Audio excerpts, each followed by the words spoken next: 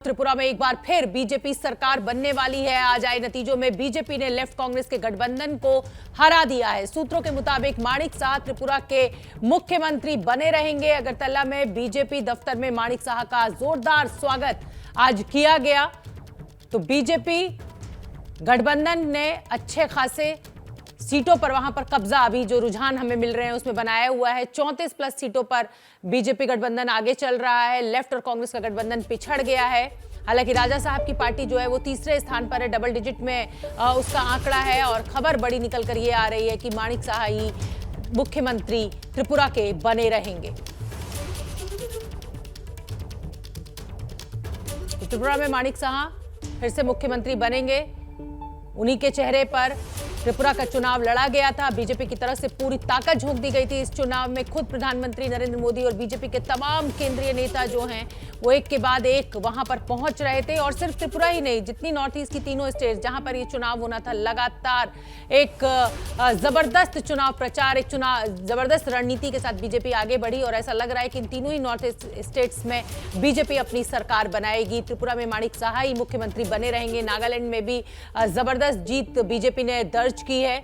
और त्रिपुरा का आंकड़ा हम आपको दिखा रहे हैं। बीजेपी गठबंधन जो है वो 33 सीटों के साथ 31 पर जादुई आंकड़ा छूना होता है। 33 सीटें बीजेपी को मिल रही हैं। तो अब जरूरत भी नहीं है राजा साहब की पार्टी की, यानी आदिवासियों की जो पार्टी है उसकी जरूरत भी नहीं दिख रही है। नागालैंड की अगर हम बात करें तो बीजेपी को 36 सीटों पर बढ़त मिली है।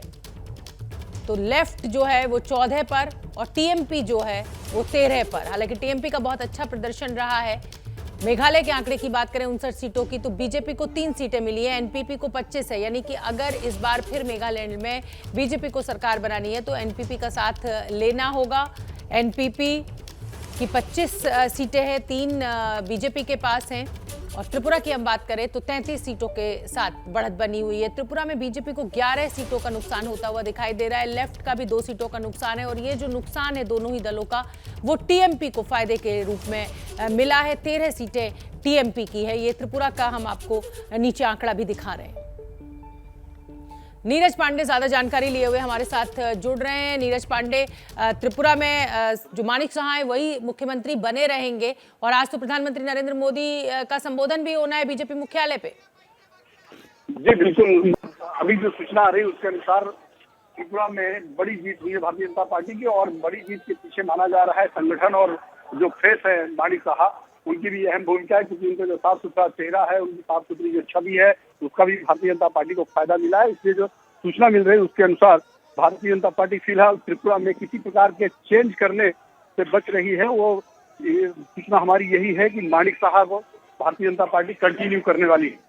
जी बिल्कुल। और ये तस्वीरें भी लगातार हम अपने दर्शकों को दिखा रहे हैं, कैसे माणिक साह का जोरदार स्वागत किया गया, गुलाल भी उनको लगाया गया। बहुत बहुत धन्यवाद नीरज पांडे। और ये तस्वीरें हम लगातार दिखा रहे हैं। माणिक साह के चेहरे पर ही ये पूरा चुनाव हुआ था त्रिपुरा का। और एक बार अच्छी जीत, क्योंकि बीजेपी गठबंधन ने माणिक साह के नेतृत्व में यहाँ पर दर्ज की है। तो माणिक साह ही यहाँ पर मुख्यमंत्री बने रहेंगे।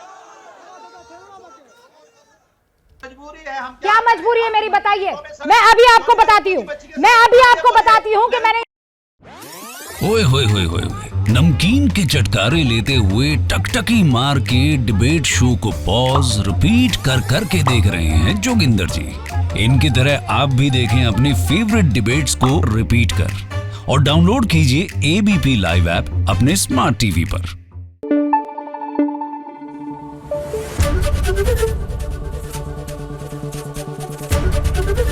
एबीपी न्यूज आपको रखे आगे।